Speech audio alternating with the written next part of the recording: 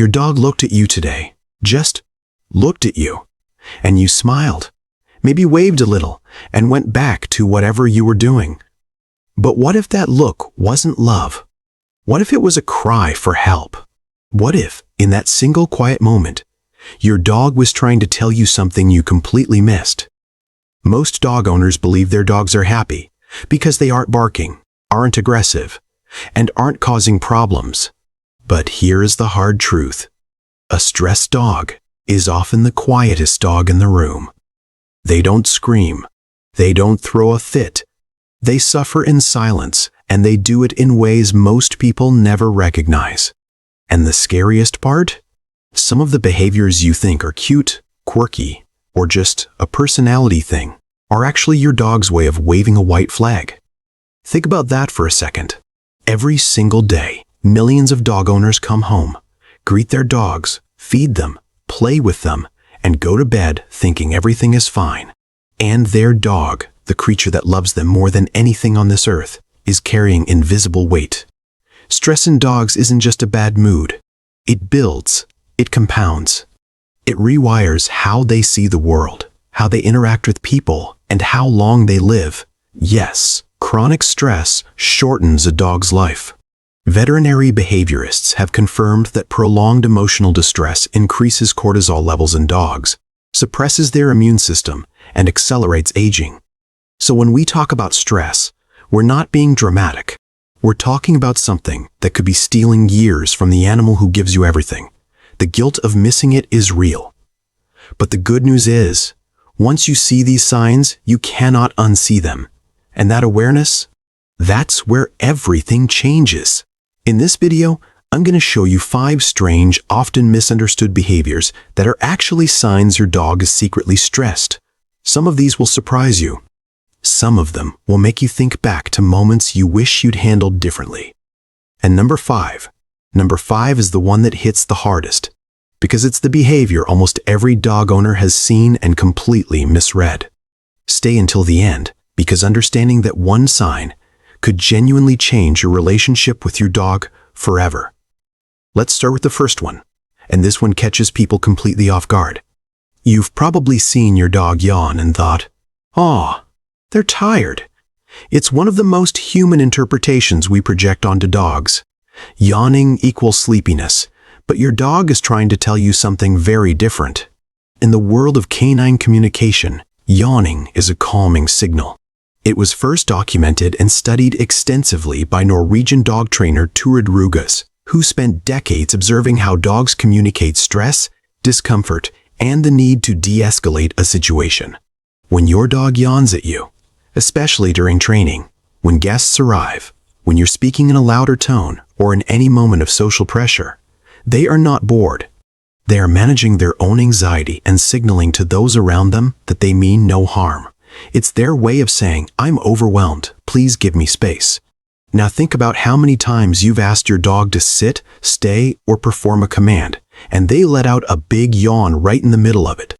You probably laughed or gently scolded them for not paying attention, but they were paying attention. They were telling you the pressure was too much. The emotional meaning of this runs deep. Your dog trusts you enough to communicate. They're not shutting down. They're reaching out. And when we learn to recognize that signal, we stop pushing harder and start listening instead. That shift alone can transform training sessions from stressful battles into calm conversations. But yawning is just the beginning. The next behavior is one you've definitely seen and probably thought was adorable.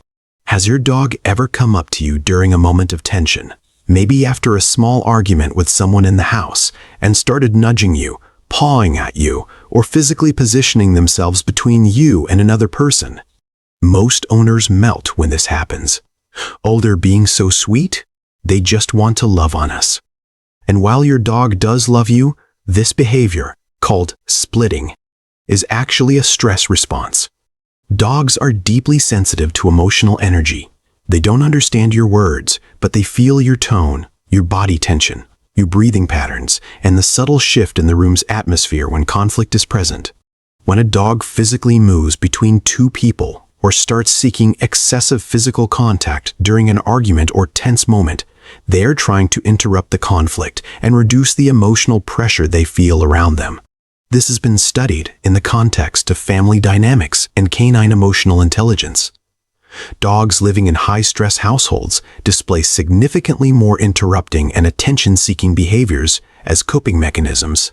The emotional meaning here is powerful. Your dog is not just reacting. They are trying to protect the emotional safety of their pack. They are taking on emotional labor they were never meant to carry. And if your home has frequent tension, raised voices, arguments, anxious energy, your dog is absorbing every single bit of it. They can't turn it off. They can't go to another room and decompress the way a human can. They carry it. And that weight accumulates in ways that quietly damage their well-being over time. This is where it gets serious. Now we're at number 3, and this is one of the strangest ones on the list because it looks almost exactly like playful, happy behavior. You've seen it. Your dog grabs a toy, or a shoe, or literally anything nearby, right when you walk through the door. They bring it to you, tail wagging, spinning in circles. Everyone around you says, "Look how happy they are. They're bringing you a gift." And in part, that's true. But there's a deeper layer here that most people completely miss. Dogs who compulsively need to have something in their mouth when greeting their owners, or during any high-emotion moment, are actually self-soothing. The act of holding an object gives their mouth something to do, which redirects the overwhelming rush of excitement and anxiety they feel in that moment. Animal behaviorists have linked this habit to overstimulation and impulse control difficulties, both of which are rooted in anxiety. The toy or object becomes a coping tool. Think of it like a nervous person who twirls a pen or chews a straw during a stressful conversation. It's displacement behavior. Their body found a socially acceptable outlet for energy that has no other place to go. Now here's the emotional gut punch. The reason this moment feels so overwhelming to your dog is because they missed you. Deeply. Profoundly. With a kind of aching love that is almost impossible to fully comprehend. And that love, when it has nowhere to go, turns into anxiety. If your dog is doing this every single day, it may be a sign that their separation anxiety is more serious than you realize. Don't skip past this. Pay attention. Because what comes next on this list is something almost no one talks about.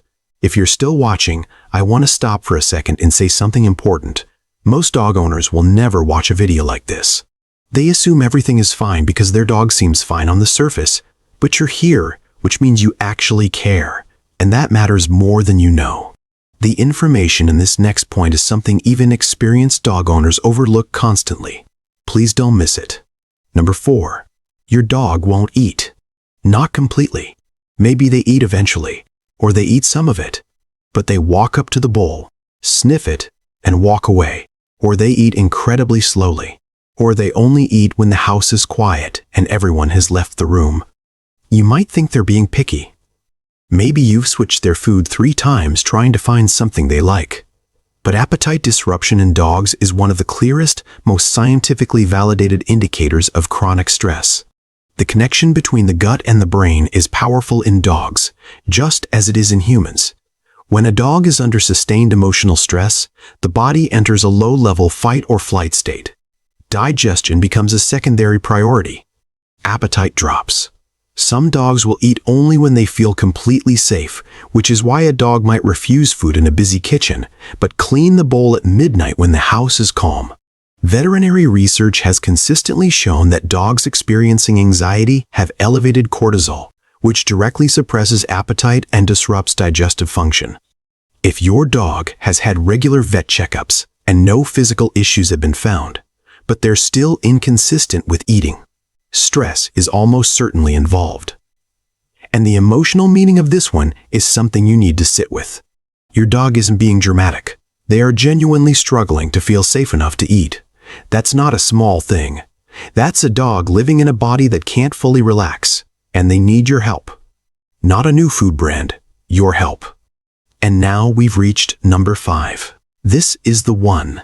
The behavior that almost every dog owner has witnessed. The behavior that gets the most laughs, the most social media posts, the most "that's just my dog being weird" explanations. And it is, without question, the most heartbreaking sign of stress that almost no one recognizes for what it truly is. Excessive licking. Of you, of themselves, of the air, of the couch, of the floor. Licking that seems compulsive, repetitive, and doesn't stop even when there's nothing there to lick. When dogs lick excessively, the instinct is to find it endearing. "They're giving me kisses," or to dismiss it entirely. But compulsive licking is a self-soothing behavior that directly mirrors what we see in humans experiencing anxiety disorders. Licking releases endorphins.